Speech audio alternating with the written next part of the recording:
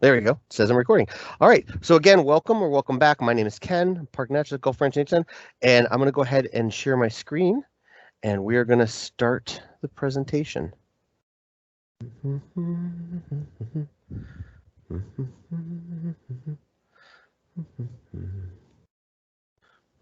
All right. So what we're going to do today is we're going to talk about what happens under the ice. It's funny in many ways to talk about this because there are not a lot of places covered in ice right now. We're in an area where winters can be pretty mild, and so this doesn't always affect us quite as much as places further north. And I'm going to talk about what's happening in specifically in our pond. I tried to focus on the critters that you would find in the pond at Gulf Branch, but I'm also going to do a little bit of a talk about stuff that's happening in other slightly more northern climes. So just as a starting point, I think we need to identify the problem. And I think if you go outside, you'll know it's cold. And so, we're smack in the middle of winter now. And if you're an animal that's still around, there are different survival strategies that you can follow. And you're going to need them because winter can be a really tough time. So we've identified that the problem is cold. But we want to know why that's a problem. And it's a problem because tissues can freeze when temperatures are really low. Metabolism for animals that are ectothermic or cold-blooded can be depressed. Can really drop. It can really slow them down. And there's not a lot of food, depending on what you eat. If you eat bugs, you're in big trouble. If you eat green leaves and fresh fruit, things like that, you're also in trouble. So there's a dearth of food. The good news is, we'll talk a little bit more about this, sometimes that depressed metabolism can actually help you with the other issue, which is a dearth of food, because if you're cold-blooded and things are really cold and your metabolism slows down, you don't need as much food.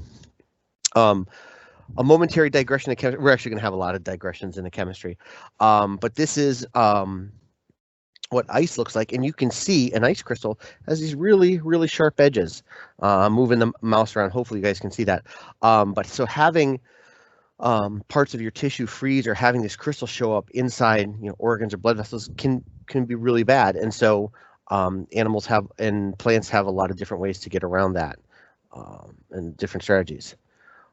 Now we're going to get into some additional problems, which is you're underwater. So what does that mean? What does winter mean? So in addition to it being cold, your metabolism being depressed, a lack of food, you also have to deal with the availability or lack of availability of light, and the same with oxygen. And we're going to get into that more. I'm going to actually give you all pretty much a crash course in one more slide. Step 3. What do we need to understand about aquatic ecosystems? This is where I'm going to tell you about the crash course part. We need to understand the distribution of oxygen and other resources in that aquatic ecosystem, how light availability can affect those things, and then how temperature affects the water chemistry and the availability of oxygen. So now I can tell you that you're going to get a crash course in Liminology. As I mentioned, this is, I did about a year of being a grad student, and this is what we were doing. And I love this subject. It's fantastic. I've always liked ecology because I like the links and the connections between everything. You can't be an ecologist, and you especially can't be a limnologist, somebody who studies all these aquatic systems, without really understanding a lot of what's going on. If somebody could mute their mic there, I'm hearing some. There we go. Thank you. And so in order to study limnology, you've got to know your biology, but you got to know your chemistry. You've got to know your physics. You got to understand geology and how all these things can affect. And that's true for many other most all of ecology. But what's really interesting about water is you've got organisms living in a very different medium. We live in air, and sometimes what happens in air is just second nature to us because that's where we live. And so we're in many ways talking about an environment that is quite alien to what we're used to. So first tip for living underwater is understanding the density of water. And what I want you to pay attention to is this is not a linear line. It's more like a parabola.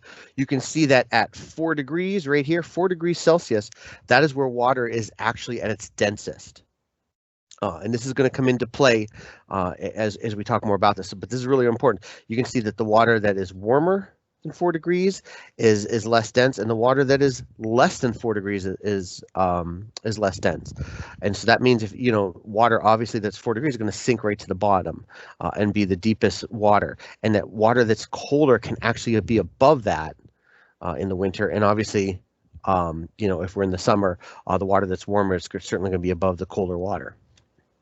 Okay, we also need to understand the heat capacity, and heat capacity of water is very, very high. And what that means is it takes a lot of energy.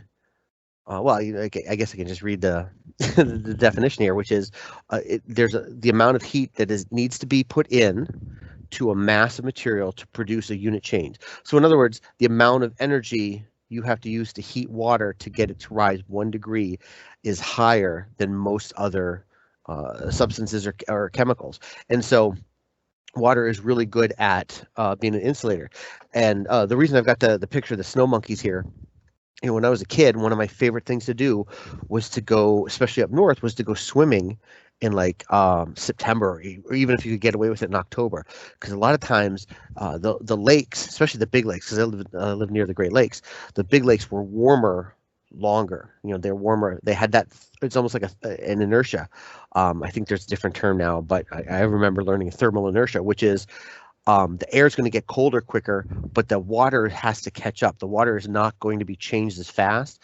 And so we used to do trips to Algonquin Park in Canada when I worked in Cleveland, and we would go swimming up there. It'd be after Labor Day, and it could be cool. It could be like in the 50s, but you go swimming, that water is still nice and warm. And so as long as you kept the water up to your chin, you didn't get too cold because most of your body was in the warm water. It was actually colder to get out than it was to go swimming.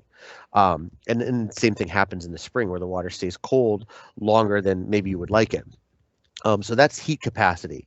And the other thing that means is if you're an organism and you're underwater in the winter, let's say like here, I'm actually going to pull my phone out. We're going to go to the weather, and tomorrow's weather says it's going to be sunny and 54, but the cold temp for the same day, the low temp is 28. So that's a 26 degree difference. It's Fahrenheit, but it's a 26 degree difference.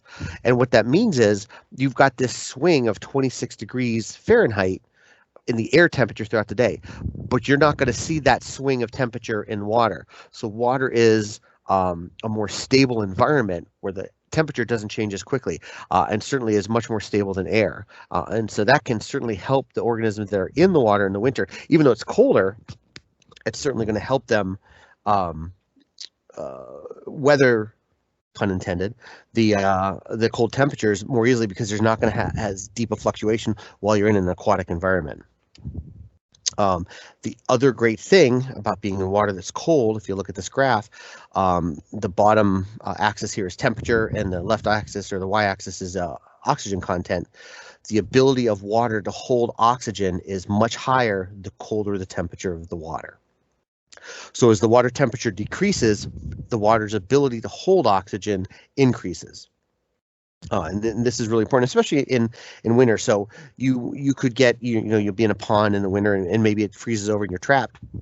The good news is that the water is very close to its maximum capability for holding oxygen and being saturated with oxygen, which you're obviously going to need. We'll talk a little bit more about that too. We're going to talk a lot about oxygen availability, especially under the ice. I don't know how far we'd have to go or where we'd have to look to find a lake that goes through this. These tend to be a little bit deeper lakes, but this is really important if this goes with everything I've just been talking about, which is what happens as far as water density. So we're going to look at the summer here. You can see there's three terms. There's the epilimnion, the thermocline, and the hypolimnion. This bottom layer of water, the hypolimnion, I think we can all agree is colder, and you can see how the temperature difference. And there's a 15-degree difference between the water just before the thermocline and the water just after the thermocline. So this epilimnion is much, much warmer, but it doesn't have the same ability to hold oxygen as this hypolimnion. Now what happens here is the thermocline is where the temperature really changes from what the temperature is in the surface waters to what the temperature is in these deeper waters. These waters are so different between epilimnion and hypolimnion. The density between those waters is so different that they will not mix, and they cannot mix at those different temperatures. It simply doesn't happen. And so what happens is in the fall, as the surface waters start to cool and you get a more uniform degree of, you get a more uniform temperature throughout the water, that turnover happens, and the water cycles through the entire column, the entire water column of this lake. And this is called turnover. If you've ever been around a lake in the fall or the spring, because it happens, you can see again in the spring when the temperature is uniform one more time. But if you've ever been around a lake during this, you'll get a very aquatic smell. I'm not even sure how to say it, but what you're smelling really is bacteria, because as the hypolimnion continues to not mix with the epilimnion and processes like decomposition happen down here, and the hypolimnion is not anywhere near where it's going to receive sunlight, so there's no oxygen being loaded from photosynthesis. This eventually may become hypoxic, which is very low oxygen, or even anoxic, have no oxygen. And when it gets anoxic, what will happen is phosphorus, among other things, will actually leach out from the sediment, depending on how much is there. If there's more sediment, more phosphorus in the sediment, a lot more will come out. If there's not as much available, not as much will come out. But the phosphorus will leach out into the hypolimnion. And then what happens here in the fall is that when you have this turnover, whoops, didn't mean to do that. When you have this turnover, that phosphorus is being spread throughout the lake. So this is a way of getting nutrient regeneration. This is a way of getting oxygen renewal throughout the lake, is these two periods of turnover. But again, in the meantime, in that hypolimnion, it's become very anoxic. So they depend on this. And again, that, to me, that smell is just, I lived around a big lake that went through this every year, and it's just a very memory-inducing smell to smell that. But it's very obvious when that lake is going through that, because you're smelling that the results of that bacterial respiration, and that's all getting spread throughout the lake. So this is really important for these systems, because again, it helps with the nutrient spreading, and it helps get oxygen spread throughout the water as well. Because what's going to happen in the winter, now if we come down here, and this obviously has a layer of ice, you still got an epilimnion, which is right below the ice, and a thermocline and a hypolimnion. And you can see it's a much different temperature gradient between the epilimnion and hypolimnion. It's only a couple of degrees, but that couple of degrees is still enough to make that water stratify again, and the epilimnion and the hypolimnion will not mix because of the difference in density between the two layers. And again, if that hypolimnion continues to have decomposition and other types of respiration happening, eventually that could become anoxic. And then you'll get this turnover again in the spring. So this is a cycle for these deeper lakes that stratify as temperature. If you've ever just stepped in a pond, you touch the water, you're like, it's not so bad. And you get into a pond and you wade in until it gets deeper and the water goes up to your waist and then maybe even up to your chest, and your legs will start to feel much cooler than the water that's around your chest. I feel like instinctively most of us have done that, where that water that's deeper is going to be cooler. And that's all about, the different densities of water and how it settles. Now, our pond at Gulf Branch does not go through all this. It's not going to stratify. Let me see. What's my next slide?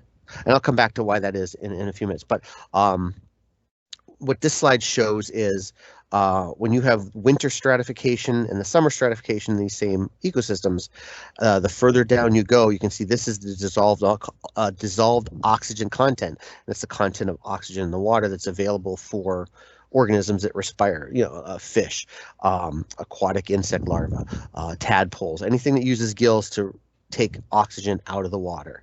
And so what's happening here is the dissolved oxygen content gradually decreases the further down you get into the water, and at some point it shoots off to the side here. And I'll explain, I think in my next slide, why it's like that.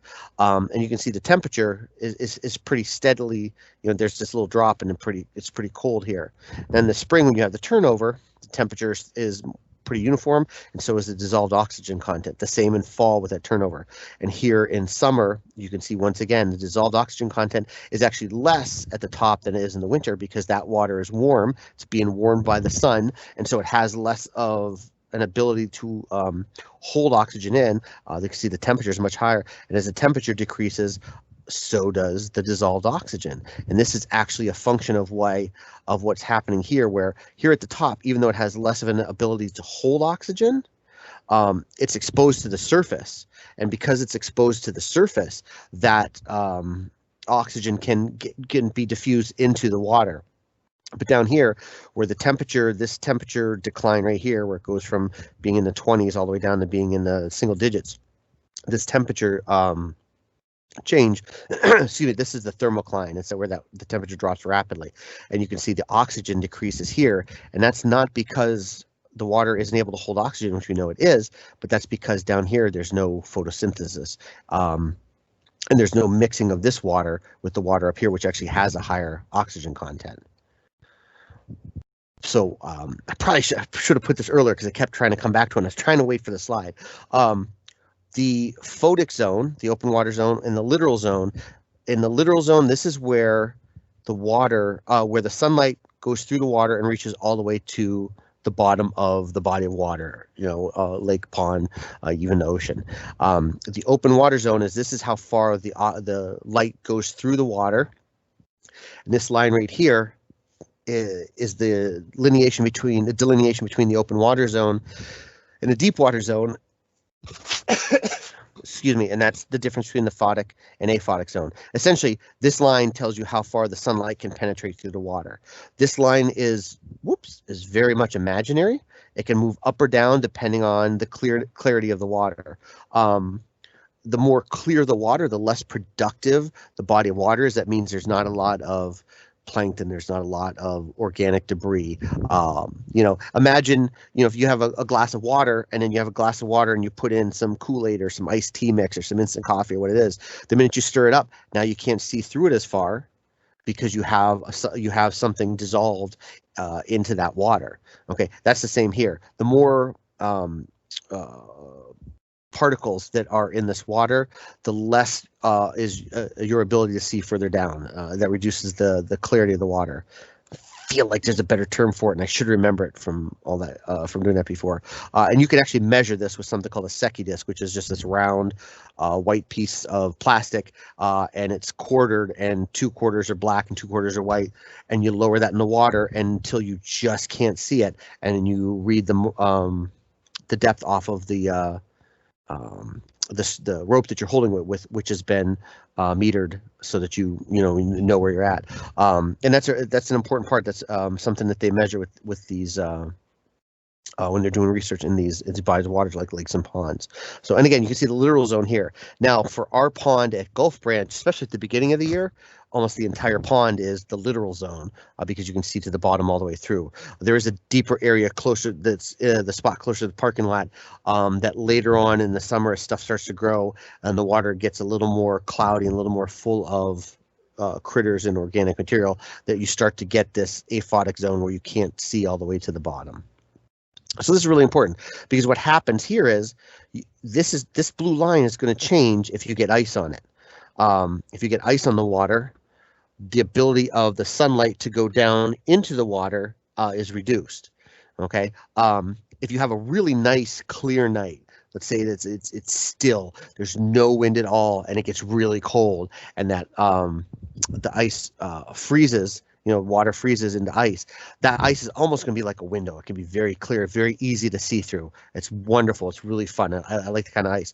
But if it's windy, if there's ripples, the ice is going to freeze much more opaque. And so depending on what kind of ice you have and the clarity of that ice, that's going to inform how far down oxygen can go. So even if a plant is living under the ice, if it's locked into a pond or lake, if sunlight can still get through the ice to that plant, it can still photosynthesize. Hopefully some of you are sitting there thinking, if you're still awake with me, I know I'm throwing a ton of information at you. If you're sitting there thinking, well, what if there's snow on the ice, like in this picture, which is why I chose it. The minute you get snow on that ice, it blocks out the sun, and then you've got a problem because that can kill off the plants. Is that where next? Yeah, that can kill off the plants in the water, and so suddenly plants don't become the hero anymore; they become the enemy. Because the plants are in there, and the ice is clear, and the light can get through it. The plants can continue to photosynthesize. They can produce oxygen. Awesome. That's going to help all the critters underneath that ice. If that ice isn't as clear and the plants aren't able to photosynthesize as much, and the photosynthesis is not going to be what it would be in the summer. It's definitely going to be a percentage or a shade of what it used to be. But if that photosynthesis is completely blocked, here's the problem. And hopefully I'm not telling you any of you something new here. One of the things that they really skip over, though, when they talk about photosynthesis especially in grade school, but even in high school, I don't feel like I really fully understood this until college, is that plants not only go through photosynthesis where they use oxygen and water and sunlight to produce simple sugars that they use for energy, but they also respire. And so plants also breathe just like we do.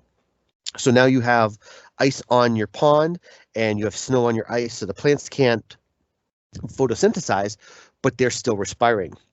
So the plants are now using up the oxygen just like all the organisms are. Excuse me. The other thing that happens is, remember I talked about how if metabolism is depressed, you don't need as much food. It's the same with oxygen. If your metabolism is depressed, you don't need as much oxygen. But the minute the ice completely covers whatever body of water you're on, your oxygen now becomes a much more finite supply. And it is very possible for that oxygen to become depleted, or at least be used, depending on how big you are. If you're a big fish, I don't know how much you guys can see my hands, but if you're a big 18, 24-inch fish versus a tiny little 1 or 2-inch fish, you're going to need a lot more oxygen. And so the minute that oxygen supply becomes more finite, especially the larger animals are at much more of a disadvantage because they require more oxygen, even though everything's slowed down and they're not using as much as they normally would. So you're under the ice, which is under the snow. The plants are using respiration only, so they're using up the oxygen. Now let's say they die. Some of the plants die off. They're not going to photosynthesize if the snow gets cleared off the ice, which would be great. The other problem is now that they're decomposing, they're still using oxygen. So the minute you get iced over and no sunlight is getting through that snow and ice, you're going to start losing oxygen content and oxygen availability under the ice. I didn't say I had a lot of happy thoughts. So, and again, we're going to talk about what some of these organisms do to get around that. But it can be really tough time. And so that's the good thing about a lot of the critters that are under here and that are using oxygen is for most of them, their metabolism it's much lower than it would be, and that really can help things out a lot. There we go. Oh, and one side thought, because I want to throw this in there too. Speaking of, how big your metabolism is, or how much your metabolism decreases, and how much less oxygen or food you need, something else that can determine your energy needs is your brain size. We have a pretty big brain. We need a lot of energy. For humans, we might use 20% of our energy intake to maintain our brain and the operations that our brain does. So 20% of all the food we take in is used by what we do with our brain. Other animals don't have that. This image at the right, I couldn't resist putting this in, shows the difference in just visual, not even all circuits within the brain, but just visual cortical circuits, how many more there are for a macaque, a monkey, a mammal, versus a turtle, which has very simple cortical circuits in the brain. Again, kinglets, which are a tiny bird, their brain to body mass ratio is actually higher, and that can triple the amount of the percentage of energy use that their brain does for their diet. And the reptiles might have, a tenth of the size of our brain in relation to body size, and that's actually really going to reduce the amount of energy they need and the amount of energy that's used by their brain. So that can be an advantage. So if you're stuck under the ice, it's better if you're dumb. I'm just kidding. But this is another a concept for how important it is, or all the different factors that come into play, because again, once you're under the ice, you know, a lot of things can change. So how do we overcome these obstacles? If we're one of these organisms that is living under the ice, um, you know, what are the advantages? What are the things we can do? And I do want to remind you, you know, I always talk about, whenever I talk about winter stuff, one of the first things I always talk about is avoidance. There are animals that will hibernate, that become inactive. There are animals that will migrate, that leave. There are animals that die. That's the end of it. You know, winter's coming, you're dead. That's it. But you've already reproduced so that your offspring, or your eggs, or whatever it might be, have a chance to, um, you know, replace you the following year as a new generation. So we always talk about avoidance. You know, when and again, this is really one of my favorite stories. In the old days, before you had things like radar, before you had you know, better communication, so people would be like, well, the birds are down here. One of the prevailing thoughts about where birds like swallows and swifts and other insect-eating birds went in the summer, when the winter was, they dove into the pond and went down into the mud and stayed there under the ice until winter was over. And that's what this woodcut is depicting. If you look, now this is a fish here, but 1, 2, 3, 4, these are all birds. And so whoever, you know, drew this woodcut, I think it's a really sharp woodcut. They never actually saw that happen. You know, this is very fanciful, but it's one of those interesting stories about what people thought happened. And, you know, considering all the things they didn't have to view and understand what's going on, it's a perfectly plausible thought. We all obviously know now about migration and some of the really incredible journeys that these animals take. But coming back to insects, you know, for winter, there are quite a few insects that go through something called diapause, and diapause is essentially a cessation of development, a halt in development for an organism. This is a bald-faced hornet queen that I found in a log, and this queen was overwintering until spring came, as you know, probably a couple weeks away from emerging and starting a whole new colony. And diapause can happen for insects in several different, you know, in any in any I'm blanking on the word, sorry. In any phase of their development. The one that most people learn about is the 4-stage metamorphosis called holometabolism, which we learn about at a very young age when it comes to, you know, to butterflies. You get the egg, you've got a larva, in this case the caterpillar, a pupa, this case is a chrysalis, and the adult, the eastern tiger swallowtail. This 4-stage development, I think, is the first one we learn. You know, we learn about bees and ants a lot as well in grade school. They also go through these 4 stages. There are some aquatic insects like this predatory diving beetle that are homometabolists, and this is how they develop and what they go through. And you'll find these guys in the pond. I'm going to talk about that a little bit, but you'll find these guys in the pond throughout the winter. The other way that a lot of insects develop is Hemi Metabolism, and this is a 3-stage development. And I just learned, because I always thought of these as 2 different types of metamorphosis. This is, at least what I was reading, doesn't refer to this as metamorphosis. This is a gradual change, but there isn't that punctuated metamorphosis from larva through the pupal stage to adult like there is in homometabolism. And hemimetabolism is something where you've got, you know, out from an egg hatches a small individual which looks just like the adult except smaller, and they go through several molts or instars where they get larger and larger. In this one, you can see there's the beginning of wing buds here. This is a differential grasshopper, but here's the adult with the full wings. And you know, there's a full adult when they have their full set of wings. That's a mature adult that's ready to reproduce. What this has to do with water, some of our insects I think most people really associate with water, like dragonflies and damselflies, which have these aquatic nymphs. They're not called larvae in this life process. They're called the individuals between egg and adult are called nymphs, or Nympha Stages. These nymphs are fully aquatic. This at the end of the abdomen here, which looks like 3 feathers, is actually 3 gills, which is how the damselfly nymph respirates underwater. And so you've got this very aquatic part of lifestyle. And for a lot of these dragonflies and damselflies, I'm pretty sure that the majority of them either overwinter as eggs or as nymphs. I don't know. I'm sorry. There's some that migrate. I don't want to forget that. But a lot of them, if they overwinter, are probably in the water, which again makes sense because it's a very stable environment and you don't have the day-to-day variations of temperature change like you would in the air.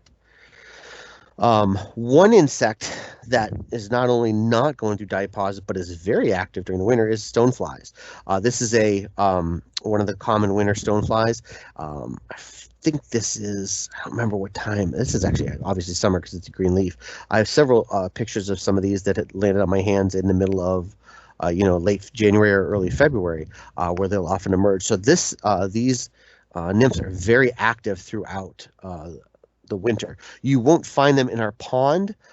They prefer streams. The cleaner the stream, the better. They often hang out in the riffles. That's where they find food. Riffles are a great place to hang out because if you're in a cold riffle, that's probably the best oxygenated place in the stream because riffles going over rock means the water gets pounded back into the water, and that slams oxygen, helps really diffuse oxygen into it. So it's one of the more oxygen-rich places in moving water is these riffles over rocks. And so stoneflies are an insect that's actually really active during the winter. So we're back to our predaceous diving beetle here, and these are back swimmers. And I want to talk a little bit about back swimmers because they are fantastic in what they do. First of all, both of these organisms are active throughout the winter. You can see them moving under the ice. I was in the pond the other day, the tadpole picture I had earlier, and there was a lot going on, and I saw several of these. These guys, I don't see as much, but I know they're out there occasionally. But I saw a few of these just zipping around. What's really neat about, I'm going to talk about their oxygen capacity in a minute, but they're just really neat insects, and they are literally on their back. This would be what we consider their belly, even though that's the part that faces us, and they are upside down. So they still have their legs coming out from underneath the thorax, just like most other insects. This is the back. Even though underwater, obviously this is invertive, so this is the surface that's facing down, and they're pretty critters. And what I want you to see here is this silvery sheen on the back of the back swimmer in this photo. This is oxygen that's trapped against the body, and that's how they breathe. They do not, neither of these organisms as adults have the ability to take oxygen out of the water. They don't have gills. They can get some oxygen by diffusion that they can add to where they've trapped oxygen. In this case here, the diving beetle traps oxygen, if I remember correctly, under the elytra. These beetles have 4 wings, but the front 2 wings are modified into a hardened shell to protect the rear wings, and so they, I believe, trap the oxygen under the elytra, and that's how they get the oxygen that they use when they're diving. Now their larvae, which are also active during the winter, use gills, and so the larvae are active as well, but they're just able to take the oxygen directly from the water. So the back swimmer here was really neat. You'll see in this illustration here in the upper left, I'm never sure if you guys are seeing my mouse or not, so I want to make sure I'm pointing out we're talking about what I think I'm pointing out on the screen. These grooves here are one of the places where the back swimmer can hold oxygen trapped against its body, and they're hairy. And these micrographs here are all images of different levels or different parts of the body of the back swimmer. This is on the abdomen. The C and D here are the underside of the elytra. I always thought elytra was just for beetles, but some true bugs, which is what these belong to, the back swimmers, have wings that are half elytra and half not, and so the part of the wings that are closer to the body are more like elytra. They're hardened, and on both the underside and the upper side of the elytra, they have these modified structures. These are setae, and these are called, I believe, if I remember correctly, microtrichia, but regardless of what they are, these are structures that help trap oxygen against the body of the back swimmer. Do I have another back swimmer? No. The other thing that I found really fascinating, there's 3 or 4 families of insects that can use hemoglobin in their body to accumulate oxygen. Remember, insects do not have a closed circulatory system like we do. It's almost kind of like you've got this open space and you've got your organs and they're just bathed in essentially this hemolymph, which is their blood, but it's not as enclosed and as, I don't know if organized is the proper word, but it's not as enclosed as our circulatory system is. But one of the things they can do in the hemoglobin they have in their body is they can accumulate this oxygen.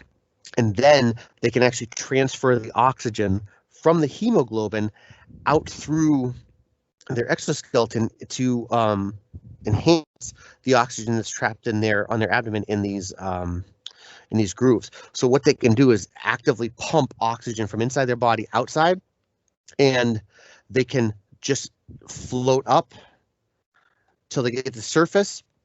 And then if they got too much oxygen and they want to drop, instead of swimming, they can just pump the oxygen back into the hemoglobin and they'll sink. And so they can use that mechanism of the hemoglobin pumping the oxygen back and forth between the abdomen and the hemoglobin. They can use that mechanism to go up and down in the water column. They don't even have to move their legs. They don't even have to swim. That is one of those ways where you are conserving movement and therefore conserving the energy that you use. Because again, these are they have a beak, they can bite. Apparently they have some chemicals they might excrete or inject when they bite with their beak into their prey, because apparently their bite can be pretty painful and cause some swelling. But they are predators. They're looking for other critters to eat. And so, when that's your food, and it might be few and far between during this time, if you can move without actually using your muscles, that's going to reduce the amount of energy you need. It's kind of like going on a long trip and then trying to just keep enough money in your pocket to get the bus ride back to where you need to be. They're trying to just use enough energy until the next time they can get, something to eat. So it's fascinating. And again, there are, these aren't the only insects that are active under the water. So we always think of winter is a time where there's no insects, but there's quite a few insects in water that tend to be active, and part of that is really the stability of the water and the lack of fluctuation in the daily temperature, like in the air. Back to that tadpole again. So who was I seeing there? I got excited for like half a second. I remember looking at me like, are there wood frog tadpoles in here already? But no, they're not. Most of the time when you're seeing tadpoles overwintering, they are either the green frog, this guy on the left with the folds that go all the way to the back legs, and the bullfrog on the right with no folds going to the back legs, just around the eardrum. So these are larger frogs, and their tadpoles take longer to develop. Now, one of the advantages of that is, if it take a year or two to develop, but then in early spring when stuff's just starting and you're already ready to metamorphose into your forelegs, get rid of your tail and get on the ground, you can have a head start on the other frogs because you've already been developing for so long. Up north, bullfrog tadpoles could take 2 to 3 winters to overwinter before they get enough energy to metamorphose, grow their legs and reduce their tail and get out of the pond, because they're much larger and there's, they need more food to eat. And the growing season, the season where you can do a lot more eating and getting what you need, is much shorter because, further north, the winters are longer and the summers are shorter. And down here, I mean, it's possible they could go 3 summers, but I think even 2 summers might be a lot. I wouldn't be surprised if most green frog and bullfrog tadpoles overwinter once and then they're ready to go. The adults, they're going to get down into the pond. They're going to hang out at the bottom, maybe even under some mud or leaf litter, and that's where they're going to stay throughout the winter. They can absorb oxygen through their skin. Their metabolism and their need for food and oxygen is going to go way down in the winter because of the cold temperatures. So they can just get just enough oxygen they need to survive those months until they can come up. And that might even be just even without ice on the pond, they're just hanging out there. Their tadpoles could still be active.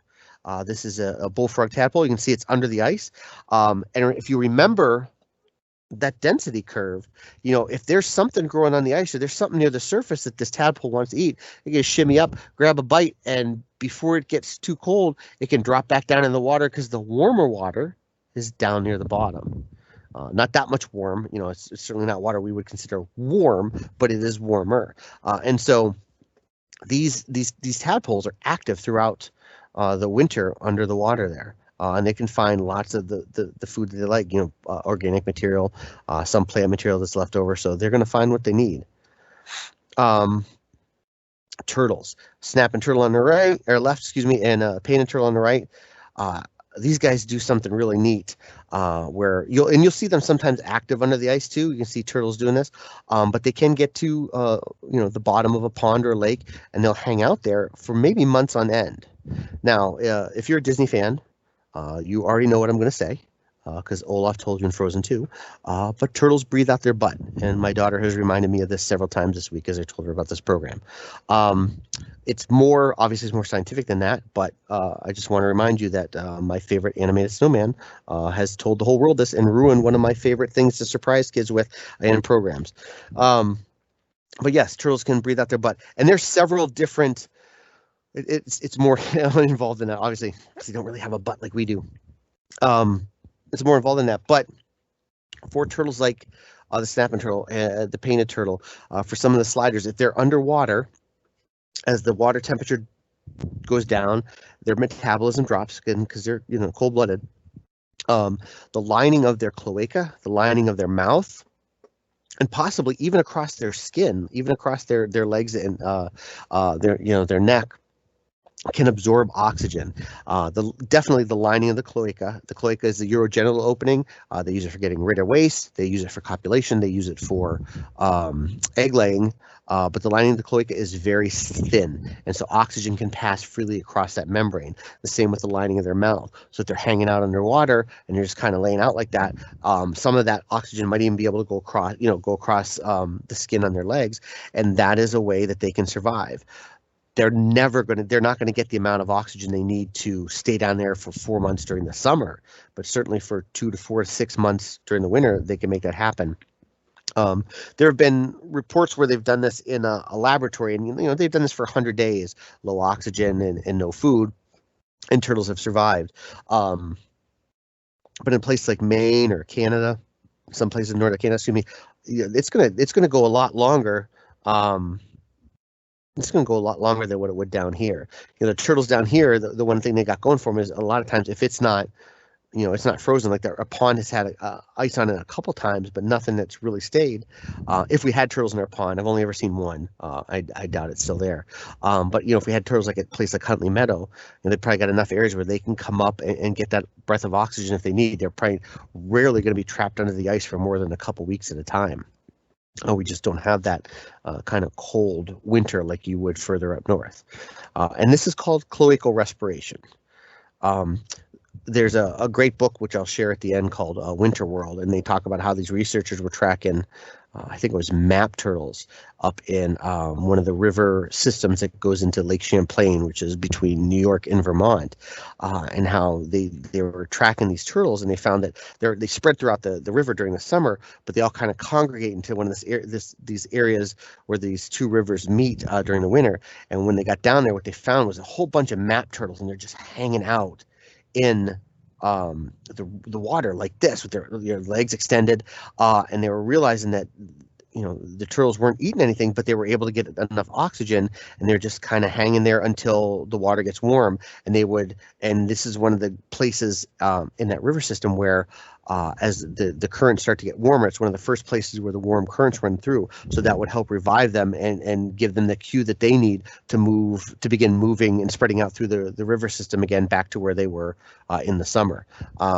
So I thought that was really fantastic. But the way turtles can survive water is pretty neat. What I just learned, I didn't realize this, and maybe I just wasn't paying attention in class. Some diving turtles, like some of the sea turtles, have a similar system that they use. It has nothing to do with winter, but they have this cloacal system here. The one is the cloacal opening, but they have this bifurcated system where they have these two pouches where they can actively pump in seawater into their cloaca, and then they have these structures that are kind of like the villi in our intestine, with these long skinny structures with all this with these hairy structures, and that helps absorb oxygen directly from the seawater, and that helps them to maintain a longer dive than they could without this whole secondary breathing apparatus. They still need to come up to the surface, obviously, at some point to get a breath of air, but this helps supplement the oxygen they're able to take in before they dive, and so they can stay down longer to look for the food that they eat underwater. So I said all this really cool stuff, and then I'm going to look at the fish and go, the fish get cold, and they get slow, and that's about it. And sadly, it's kind of true. Fish have chemicals in their body that help prevent them from freezing. Obviously, if the water freezes all the way to the bottom, that's bad news for everybody in the pond. But as long as the water doesn't freeze down solid, and you have to be a really shallow pond in order for that to happen. But as long as the ice doesn't freeze all the way to the bottom, the organisms that are living under there are going to be fine. The biggest concern then is oxygen content. And these fish that are, I think they look like they might be bluegills, but they're certainly sunfish. I think. I'm not a fisher person, so I could be wrong. But these fish are under the, they're in the water, it's cold, the metabolism is depressed, they're using less oxygen, they're hunting less. Bluegill, especially underwater, will tend to find these areas where there's vegetation, where they're trying to glean any kind of little bit of food they can find left. And then certainly in bigger lakes where there might be things like pickerel or pike they're piscivores that are fish-eating fish, they're also hoping to have enough cover to hide. There have been some studies that have shown fish like pickerel and pike will actually lose weight over the winter because they're struggling to find the food. And those large fish, they're going to be cruising these areas looking for these smaller fish to try to get a bite. But everything, one of the articles I read, the person said, it's the same stuff, different day. They're just slower. They're still looking for food. They're still trying not to become food. They're still hiding out in shelter, but they're moving a little slower. It's just a little bit of a slow motion, but it's a lot of the same stuff. They're just under the water doing their everyday life. When I worked in Cleveland, I used to tell kids to go to this exhibit where they had an outdoor exhibit with beavers and wolves, and they had this big, the big beaver pond, and they had all these really big, impressive fish in it, but it was open to the outside. So when you go up in the winter, the fish are just sitting there, and they're not doing much of anything, and that's kind of what winter is. So sorry, I hope that doesn't disappoint you. But it's amazing to me that, I think a lot of people think of winter as a dead time or a time of dormancy and everything comes to a stop. And it really doesn't. A lot of things do, but there are many, many things that don't, that are still a lot of things happening. Now, I did want to discuss this briefly. If you have an extended period of time, and this is going to happen, I think it's far more likely to happen somewhere further north than us, places like Michigan, Minnesota, Canada, Maine, where you have a really cold winter and the pond or the lake stays ice locked for a long time, and then you get a load of snow on it, and the conditions in that pond go anoxic, go completely oxygen free. You're going to have something like this where everything thaws and then there's a whole bunch of dead fish in your pond. This happens, and again, this can be exacerbated by the amount of fish. One of the articles I was reading was about a lake up in Canada where they had an inordinate amount of I think grass carp, which are not native, and they had this massive fish kill this one spring, and the majority of the fish that were killed were actually the grass carp that didn't have the same tolerances as some of the native fish for this change in temperature, the anoxic conditions. And again, because they were bigger fish, they needed more oxygen, and they weren't getting the oxygen they needed, and so they were running out of oxygen quicker. And then they weren't getting the food, so that can make it really tough. But certainly some smaller ponds, you might have this where they run out of oxygen quicker, and a lot of the critters in there die. And there are, story for another time, how fish can get back into ponds without human help or anthropogenic means. But for the most part, this isn't something I think we're going to see a lot of around here. But it does happen in areas where, again, the winter's severe and there's ice coverage and no light getting in there. As I mentioned before, these are a couple books. Winter World, I've never fully read it. I've always read pieces of it getting ready for these programs, but it's what I've read of it's fantastic and I enjoy it. And I always try to set it aside and I never get to it. And then the Stoke's Guide to Nature in Winter. It's not going to have, a lot of aquatic stuff, but it has a really good section about plants and mammals and other things. It does have a nice chapter or two on insects, and so it's going to give you a really good it's a really good field guide for recognizing and seeing the stories that are all around you in nature out there in winter. That's all I that's all I have for you today. I don't know if anybody has any questions, but I am happy. I'm going to stop sharing my screen here, and I'm happy to take any questions if anybody wants to unmute.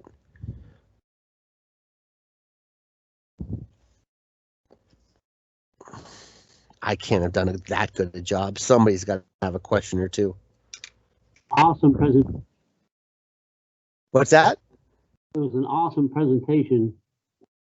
Oh, thank you. I was worried I was going too fast because I had a lot I wanted to get out. Hi. Yeah, thanks, Ken. That was great. Sure. Thank you. Hi, I was really interested in what you were saying about the tadpoles that actually live for many years or multiple years, because that was new information. So there's two strategies. If you're a wood frog, you want to try to use a body of water that doesn't have any fish. So that's going to reduce the number of predators that you have. And then the problem is to do that, you often have to choose like a vernal pool, which is going to dry up, which traditionally they dry up at some point during the summer. So you're going to lay eggs as early and as quick as you can. By the end of February, we've already got wood frogs usually in the pond singing and calling and mating and laying eggs. And their eggs hatch quick. They develop really, really quick. And you only get a really tiny wood frog that comes out of the pond. And they're boop, boop, boop, and they're gone. But there's high numbers, and so they survive probably because they're bigger numbers. I don't know how the numbers of green frog eggs and bullfrog eggs relate to wood frogs, but I feel like whenever I've seen wood frogs, I've seen tons more eggs than I do for. I don't know if I've ever seen bullfrog eggs, but definitely a lot more eggs than I see for green frog eggs. The advantage of going over a winter or two is if you're in a stable pond, and again, our pond was vernal the first couple of years I was here. That's traditionally what we've had, but the last couple of years things have been so wet, our pond hasn't dried up. And so the picture I showed you of a tadpole, I eventually realized, I'm looking at either probably a green frog or a bullfrog tadpole, which we haven't had for a long time, and those as adults are predators on the wood frog, so we're not super happy they're around, but they're overwintering in the pond. And when you have a stable body of water like that, where you can go through a year or two of development, you're going to have a bigger frog that emerges. Not huge, but you're going to have a bigger frog. And so that's a different kind of strategy where you're in a pond that is more stable, which means it might have fish and it might have more predators. But if you could take longer to develop and get bigger before you get out, you have a better chance of survival when you leave the pond. So it's two very different strategies for trying to protect your young. The wood frogs are trying to avoid a certain group of predators, fish, by using bodies of water that dry up, but you got to get in and get out quick if you're the young. The other frogs, which are bigger, are trying to give their young a chance to be bigger when they get out of the pond, which means they got to be in water longer. So there are a lot of predators possible in that body of water. But then the advantage is when they get out, they should be bigger and hopefully have a better advantage over other frogs or frog species. I hope that answers your question. Yeah. Oh, yeah, sure. Sure. I had a question. Please. Okay, so back to the tadpoles that you were just talking about. So my parents have like a man-made pond in the back of their house, and there's about 5 green frogs there last summer. Okay. And my mom, I never saw the eggs, which I would think which you see like in vernal pools, but she saw tadpoles and then they disappeared. But the other issue though is that there's koi in there. Do you think the koi ate the tadpoles, or do you think maybe there's hope that after this winter there'll be baby frogs? I can't tell. So if you, hopefully some of the tadpoles, stayed away. But if you've got koi and they're big, and if the tadpoles will fit in the koi's mouth, the koi are going to eat them. Okay. I'm pretty certain of that. Yeah. Oh, So, well. yeah, I know it's a bummer. Before I worked here, I worked at a nature center in Reston, and they had a little pond. It was human made. Ours at Gulf Branch is human made too, but it's been around a long time. It was human made, and once we got a couple green frogs in, that was kind of cool. And we would get some spotted salamander showing up and get some other interesting stuff. But somebody dumped some goldfish in there. And the minute you got the goldfish in there, that was it. I took over 100 out one spring, and we still had goldfish in this pond. It was small. And you can see the same problem at Long Branch. I don't know if they'll ever get all those goldfish out of there. I've offered to go wade in with the net and get them, but what's going to happen is the ones I miss are the ones that are going to reproduce. And goldfish aren't, how do I explain this? Goldfish aren't traditionally gold. They're bred for that color. And that's a color they've been bred for a long time. But if they breed on their own long enough, the natural color is going to come out, which is brown. So you could get all the gold ones out of there and not realize you have a bunch of brown goldfish still in there because they're much harder to see. And I remember pulling out the goldfish from Reston and suddenly find all these brown ones and being like, holy cow, how many more are in here? So, it can be a problem. And they're not going to help. Fish are not going to help any amphibians that are in a pond. Right. Oh, okay. Sorry. Yeah. Sorry. But I mean, if you've got the koi and you want the koi, that's perfectly okay. You're not the only habitat around there. But if you were hoping to do something good by the frogs, you kind of got to make a choice of whether it's the frogs or the fish.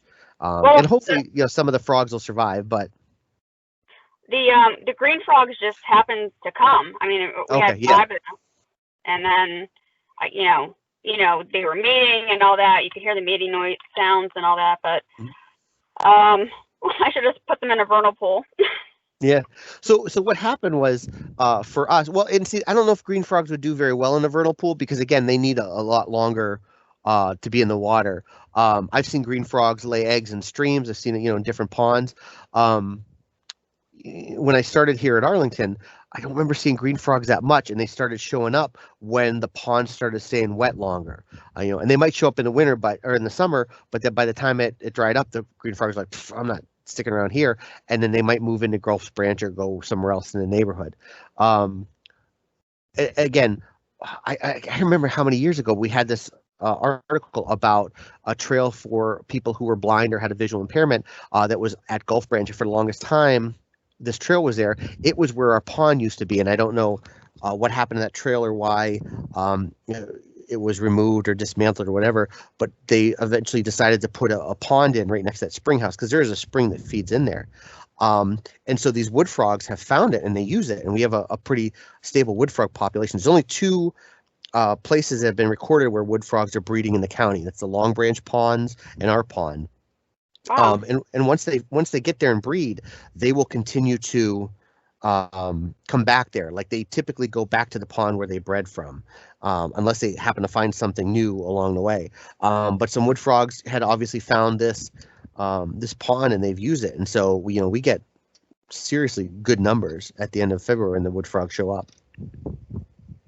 Thank you. Sure. I see a hand up, Jennifer. That was me. I just. Oh, okay. Yeah. Thank you. So typically when I do these, I can't see the hands, especially when I do school group. So David, I see your hand is up. Yeah, I just wanted to add that with all the attention recently to Sparrow Pond, there is actually a population of wood frogs at the south end. Oh, very good. Been there Awesome. several years, yeah. Oh, good. So we're Yeah, hoping with the restoration that we'll be able to preserve that. Oh, cool. Yeah, I would hope so. That's really awesome. There's not a lot of places in the county where they can do it. There's just not, Arlington, it is what it is. There's just not a lot of natural spaces. But, if we can take care of what we have, that's pretty awesome.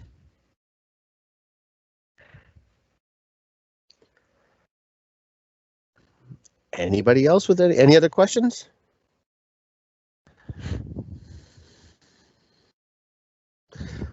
But by the way, Ken, I appreciate you sitting out in the cold like that and doing this presentation for us. You must need to have a warm beverage now. Yeah, it's not too bad. I mean, I'm a kind of a burly guy, so I do okay in the cold weather. No worries. This is one of my favorite places when I worked out in Colorado. And they had a nice beaver dam, and it was a good place to see American dippers, which are just really neat bird, and just get some really cool places. It was called Lair of the Bear in Jefferson County. And if you're ever out in Colorado in the Denver area, I recommend it. Well, thank you, everybody. What I was going to ask, what's the Sure. difference? What is brumation for turtles versus the cloacal respiration? So brumation is like hibernation. So hibernation is really an accurate term for animals that are endothermic, that are warm-blooded like us, because a significant temperature drop in an endotherm is typically fatal. It is really bad news. A significant temperature drop in an ectotherm is Wednesday. You know, a lot of them, they go through these changes in temperature throughout the day because that's how their body works. So brumation is really more of a term about hibernation, or a hibernation term for reptiles and amphibians that are cold-blooded, that go through a period of inactivity. But like I said, it's different because there are metabolic changes and temperature changes in mammals that normally that would be unhealthy. You know, a big temperature change in a frog or a snake, that's what happens. That's life for them. A big temperature change in us, you know, it's a fever, it's a hypothermia, and it could be a near-death experience. And so when they talk about hibernation, specifically about a temperature change in an animal that typically doesn't have that. That's my understanding. I hope that's correct. So brumation is like the reptile and the amphibian version of hibernation, where they go through the inactivity, but that temperature change is not a big a deal. But so the turtles that are underground, under the water at the bottom of the pond, yes, are they respirating through the cloaca while they are brumating? So yeah, so they're they're not, everything hasn't stopped, so there's still processes going on, and their metabolism is still going on, and so their body, this passive diffusion of oxygen over these membranes is still getting their body the oxygen they need, and it's such a fractional amount of what they typically need, that they're able to get the oxygen they need from that passive diffusion of oxygen. Does that make sense? Yeah, that's while they're brumating. Down at the bottom of the pond. Yes. So if I'm pretty sure they're not actively breathing, but the oxygen is able to pass through those very thin membranes, and that's where they're able to get the oxygen they need to survive. So other reptiles may brumate without having cloacal respiration. Exactly. Yeah. Because like copperheads, that they get together in a hibernaculum, but they're still above ground. They're not going to go through any of that. Yeah. Oh, neat. Thank you. Yeah. No problem. No problem. Any other questions?